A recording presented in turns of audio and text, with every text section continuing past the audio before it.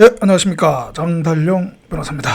오늘 이 방송도 슈퍼리그 축구, 유럽 축구를 지금 뒤흔들고 있는 슈퍼리그와 관련된 이야기를 할까 합니다. 저번 방송에서는 기본적으로 이 슈퍼리그에 대한 기본 설명과 그 다음에 그 양쪽의 어떤 그 입장이라고 할까요? 를 좀 살펴봤었죠.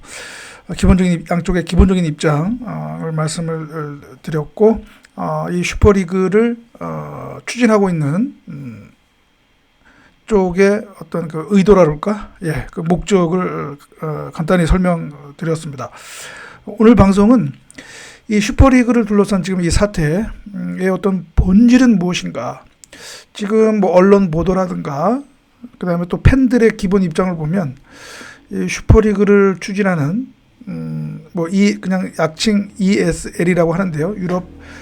유러피언 슈퍼리그, 줄여서 ESL이라고 하는데, 아무튼 이 ESL이 뭐 아주 그 사악한 돈만 아는 그런 아주 축구의 어떤 오랜 전통을 깨뜨리려고 하는 그런 아주 나쁜 그 세력으로 심지어는 그렇게 매도당하고 있는데, 과연 그것이 맞는가?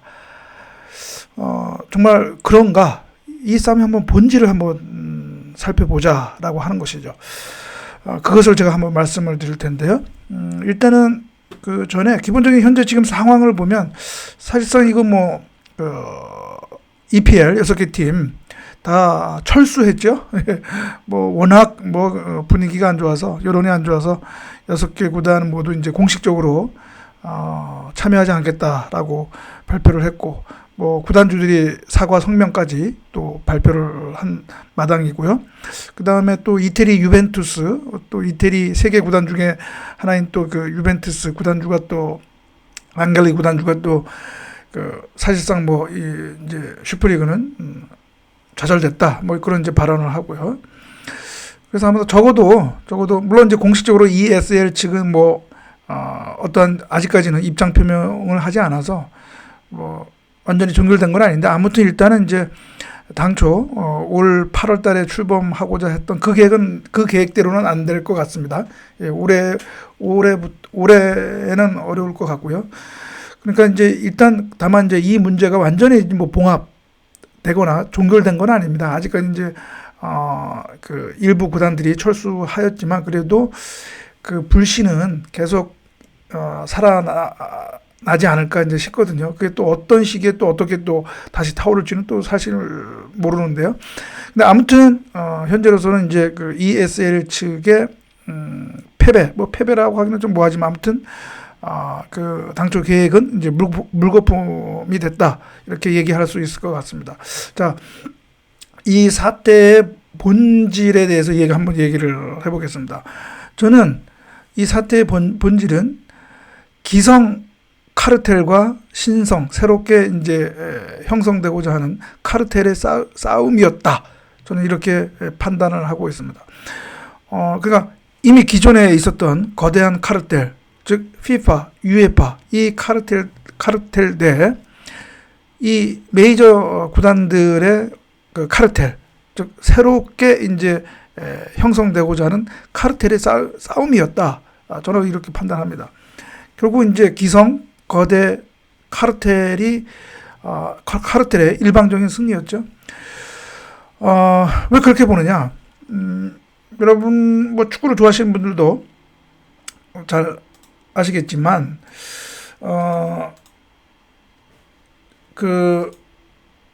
조금만 시간이 좀 들려야 되는데, 자료를 하나 제가 보여드릴 텐데요. 지금 여러분 화면 보이시죠? 예. 보통 축구뿐만 아니라 모든 국제 스포츠 관계 가버넌스의 기본 구조가 피라미드 구조죠. 그 다음에 또 이 이른바 듀얼 피라미드, 즉 이중적 중첩적 피라미드 관계라고 합니다. 예, 이게 무슨 말이냐? 여기 화면에 나오는 것처럼 FIFA가 가장 최고점에 있고요. 그 다음에 이제 컨페데레이션, 대륙 연맹, 그 다음에 이제 풋볼 어소시에이션, 각국 축구 협회가 있고요. 이 컨페데레이션의 가장 대표적인 것이 바로 UEFA가 되겠죠. 그리고 이런 각 클럽이라든가 선수들은 풋볼 어소시에이션에 속해 있으면서 또 컨페데레이션 FIFA에 소속이 되어 있는 것이죠. 그러니까 중첩적으로, 이중적으로 소속이 되어 있는 것입니다. 그래서 듀얼 피라미드 시스템이라고 하는데, 그러다 보니까 이 피라미드에서 선수나 구단은 벗어나기가 힘들죠. 왜냐하면 예를 들어서 여기서 이탈하는 경우에는 피파, UEFA가 주최 주관하는 경기가 거의 독점적이니까 다른 플레이해야 할 어떤 대회도 없고요. 그리고 또 사실 그렇게 하려고 하면 피파 또 UEFA가 이번 사태처럼 뭐 선수들 출전 금지니 연맹 퇴출이니 이러한 또 협박을 하기도 하기 때문에 뭐 선수나 또 구단이나 이 피라미드 구조에서 벗어날 수가 없는 거죠. 그러니까 독점이죠. 독점 체제, 독점 시스템. 그래서 이제 카르텔이라고 하는 것이죠. 그러니까 기존의 FIFA, UEFA, FA가 이미 기존에 자기들이 카르텔이었는데 이제 새롭게 자기들의 어떤 그 영역을 침범하고 자기들의 권한을 뺏으려고 하는 이 새로운 카르텔을 허용을 한다면 자기들의 독점 체제가 뭐 전부는 아니다 하더라도 일부가 무너질 수 있기 때문에 이번 사태에 있어서 극구 반대를 하고 있었던 거죠. 그런 협박까지 하면서. 그래서 제가 거대 카르텔 대 신생 카르텔의 싸움이다라고 보는 것입니다. 이번에 ESL 이 측이 슈퍼리그를 출범시키고자 하는 의도 중에 하나가 저번 방송에도 얘기했지만 수익의 극대화죠. 극대화 전략. 왜 그러냐? 실제 자기들은 어떻게 보면 전체 시장에서 차지하는 파이가 자기들은 그 포지션이 큰데 그 포지션만큼 자기들은 수익을 가져가지 못한다라고 하는 것이죠. 뭐 월드컵 같은 경우에서도 마찬가지예요. 자기들은 많은 돈을 선수들에게 샐러리로 지급을 하는데 그 선수들이 참가하는 월드컵 대회에서 FIFA는 많은 돈을 벌고요.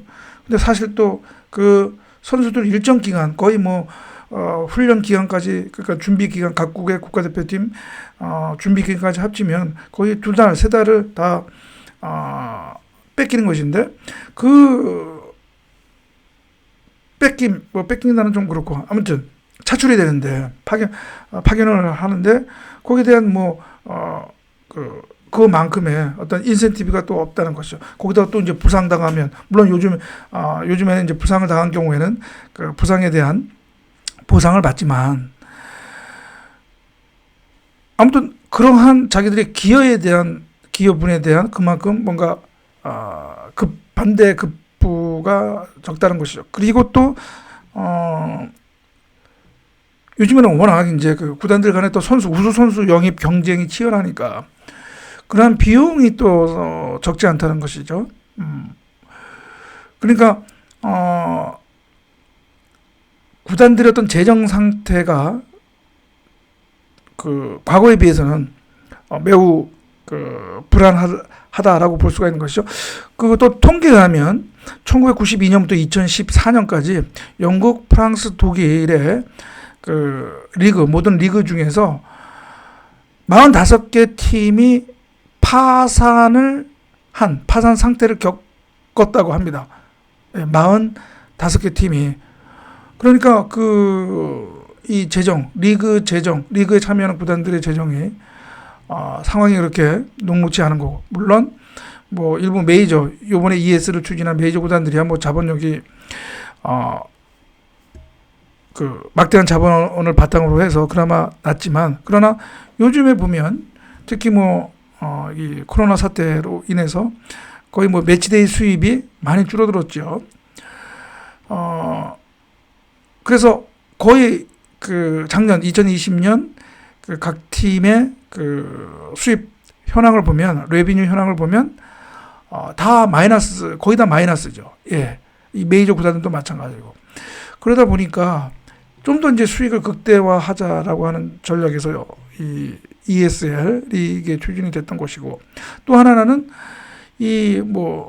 아까 제가 피파 월드컵 예를 들었지만 UEFA 같은 경우에는 이 챔피언스 리그에서 실제 구단들이 받는 그 배당금이 뭐 그 구단들 입장에서 보면 좀 불만이고요. 그 많은 수입에서 배당금을 뺀 나머지 부분이 다 어디로 갔느냐라는 부분. 이것이 뭐 그 회계가 투명하지 않다. 그런 불만도 또 있고요. 그러니까 자기들한테 더 많이 배상될 수 있는 건 아니냐라는 불만도 또 있고요. 또 하나는 이 ESL 측이 자기들의 어떤 그 예산, 그러니까 사업 계획에 따르면 ESL이 이제 정상적으로 출범을 하면 1년 중계권료가 약 40억 유로 이렇게 확보할 수 있다고 합니다. 그런데 이에 반해서 챔피언스 리그 같은 경우는 1년 중계권료가 24억 유로거든요. 그러니까 40억 유로 대 24억 유로 엄청난 차이가 있는 것이죠. 왜 이렇게 차이가 날 수밖에 없는 것이냐면 이 ESL 경기는 메이저 구단들의 경기이기 때문에 그만큼 더 시청률이라든가 이런 것들이 더 높다는 것이죠. 그러나 챔피언스 리그 같은 경우는 메이저 구단 이외에 이른바 중위권 팀들도 참가하기 때문에 그러한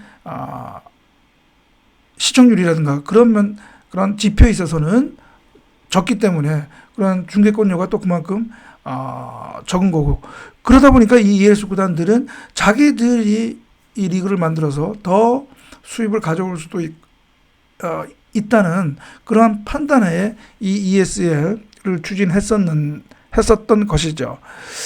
결국은 그 뭐라 그럴까요? 우리가 더 수입을 더 올릴 수 있음에도 불구하고 너희들 그런 카르텔 때문에 우리가 손해를 보고 있으니까 우리도 좀 우리끼리 좀 이러한 리그를 하나 만들어서 좀 하겠다라고 했었던 거거든요. 뭐 사태의 어떤 기본 구조 본질은 이렇게 간단합니다. 그러나 UEFA나 FIFA나 FA나 자기들의 카르텔이 그런 일부 그 균열이 가고 있는 것에 대해서 두려움을 느낀 나머지 그렇게 극구 부인을 했었던 것이고, 이러한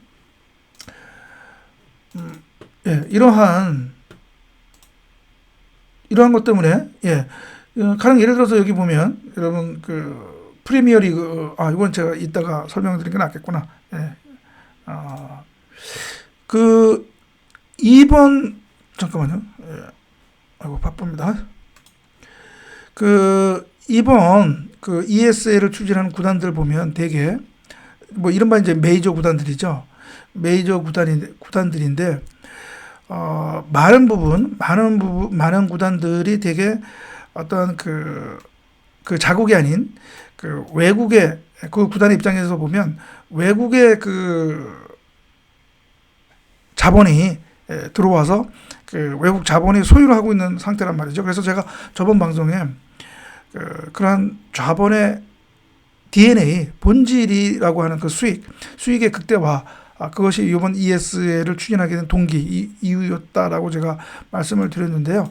여기 보면은 그 포브스가 선정한 유럽의 그 30개 구단, 그러니까 가장 1년 수입을 기준으로 해서 30개 구단 순위를 매겼는데 1위는 이제 바르셀로나, 2위가 레알 마드리드, 그다음에 3위가 바이에른 뮌헨, 4위가 맨체스터 유나이티드 이렇게 나왔잖아요. 쭉. 제가 아마 며칠 전 방송에서도 이런 것들을 말씀드렸는데 여기 보면은 뭐 바르셀로나, 레알 마드리드, 그다음에 바이에른 뮌헨은 그 소유가 다 클럽 멤버들이죠. 클럽 멤버들. 바이에른 뮌헨, 그러니까 독일 같은 경우는 이른바 이제 그 구단 소유 관계가 가버넌스 관계가 커뮤니티 오너십 모델이거든요. 그러니까 그 지역의 뭐 주민 또는 그런 어떤 기업이라든가 그런 그 커뮤니티가 최소 51%가 되어야 한다는 그런 커뮤니티 오너십 룰이 있습니다. 이 모델 때문에 이제 바이에른 뮌헨은 클럽 멤버들이 소유하는 곳이고, 바르셀로나나 레알 마드리드는 역사적으로 이제 그 조합 형태로 이루어졌기 때문에 그랬던 거고, 그러나 맨체스터 유나이티드 같은 경우는 미국의 글레이저 가문, 그다음에 리버풀 같은 경우는 페네이 스포츠 그룹, 역시 미국 자본이죠. 그다음에 맨시티는 뭐 그 UAE 그 우리 형님 만수르 형님 있고, 그다음에 파리 생제르맹 같은 경우는 카타르 스포츠 인베스트먼트라고 하는 이런 이제 자본이 이제 하고 있는데, 그래서 이러한 이제 자본의 어떤 속성상 이런 수익의 극대화 전략을 도모할 수밖에 없었던 것이었죠. 그러다 보니까 이제 이러한 ESL을 이제 추진을 했었던 것이죠. 그래서 추진을 했었으나 이제 어떻게 보면 그 실패를 했던 것이고, 그 유에파가 이 사태와 관련해서 이제 공식 성명서를 하나 낸 게 있었는데요.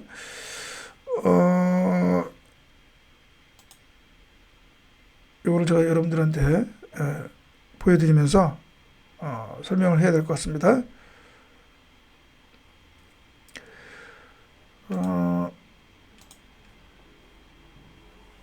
네, 조금 좀 버벅대네요. 이게.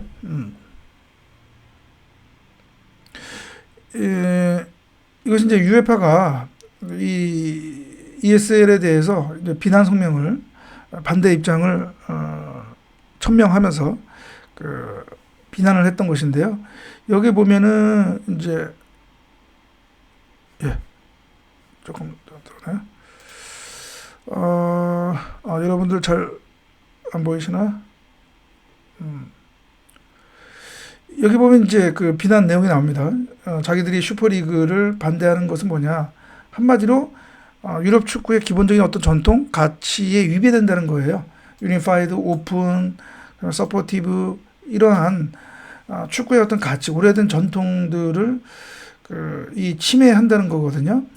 뭐 또 공정, 뭐 이런 것들, 그다음에 상생.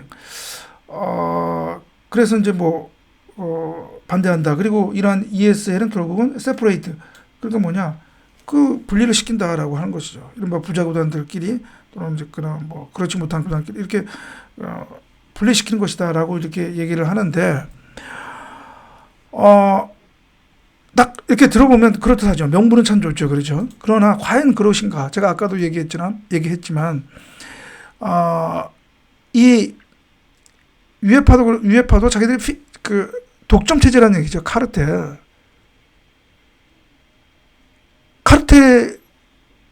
카르텔이었고, 그러니까 자기들은 독점을 그렇게 하면서 그러한 명분을 내세우면서 반대하는 것은, 그것은 조금 아는 사람들한테는, 전문가들한테는 좀 설득력이 떨어진다는 것이고, 그다음에 또 하나, 이들이 내세우는 그 중요한 어떤 가치 중에 하나가 바로 승강제입니다. 승강제 시스템. 이 승강제 시스템에 반한다라고 하는 건데, 여러분 지금까지도 잘못 아시는 분이 계실 텐데요.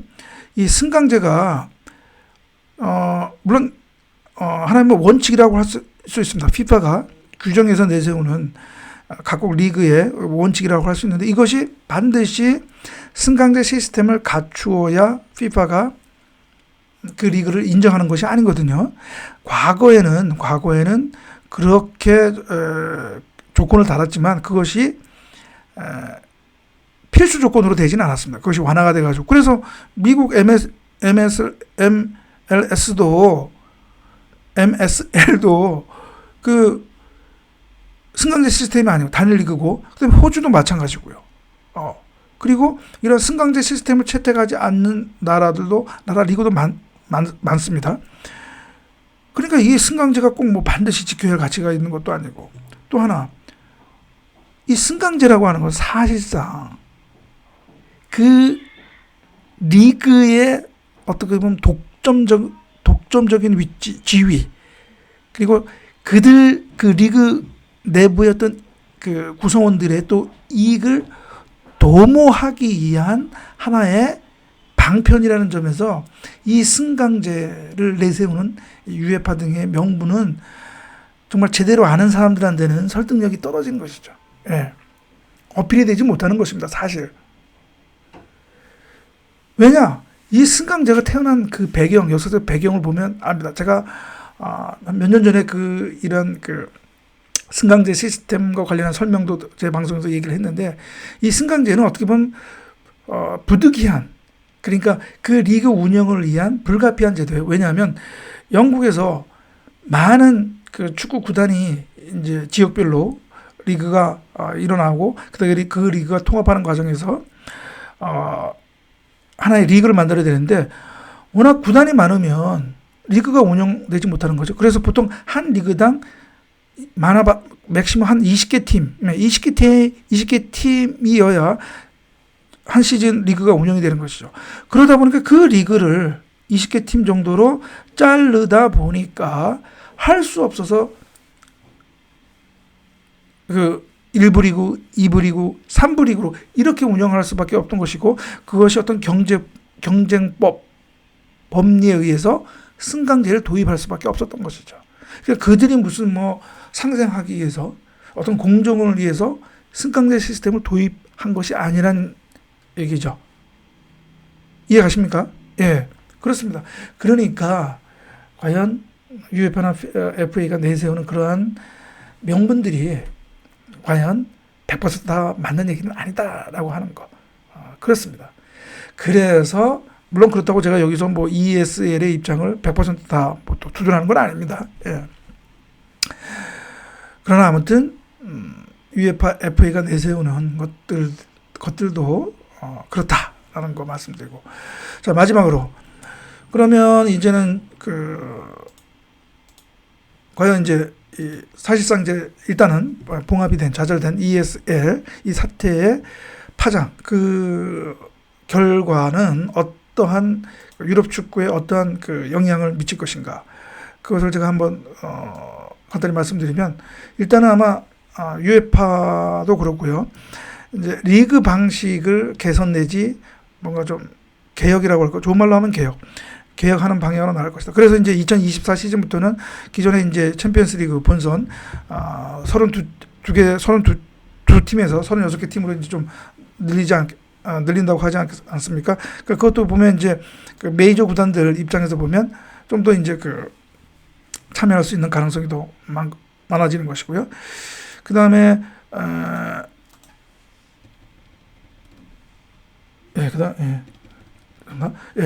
그 다음에 이 ESL 측이 이런 슈퍼리그를 출범하게 된 동기 중에 하나가 제가 이 극대화라고 했잖아요. 그러니까 이제 구단들의 이익을 좀 더 확대하는 방향의 어떤 제도 정책들이 있지 않을까 싶습니다. 예를 들어서 중계권이라든가 거기서 배당하는 것, 그리고 참가수당, 승리수당, 그러니까 성적수당이라고 보통 얘기할 수 있겠죠. 챔피언스 리그 같은 경우는 참가하는 거에 따른 기본적인 수당이 있고, 또 등수에 따른 기본적인 수당이 있는데, 그 수당이 좀 더 구단들에게 배분되는 방식으로 가지 않을까 생각이 되고, 하나 중요한 것은 무엇이냐면, 미국의 프로스포츠 방식의